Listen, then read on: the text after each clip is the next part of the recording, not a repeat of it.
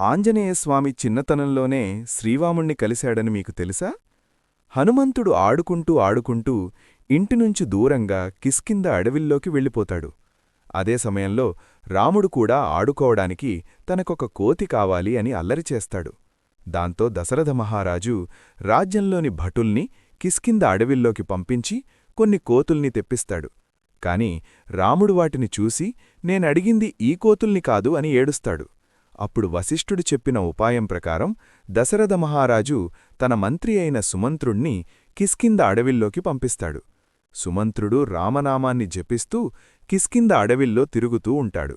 అయితే ఆ రామనామాన్ని విన్న హనుమంతుడు ఒక్కసారిగా ఉత్సాహంతో ఆ రథనెక్కి కూర్చుంటాడు. వెంటనే సుమంత్రుడు హనుమంతుణ్ణి తీసుకుని అయోధ్యకి వచ్చేస్తాడు.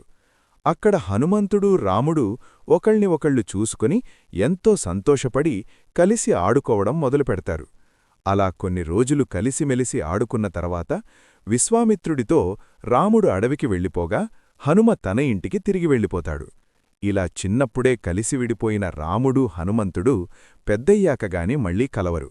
ఫ్రెండ్స్, జై శ్రీరామని కామెంట్ చేయండి.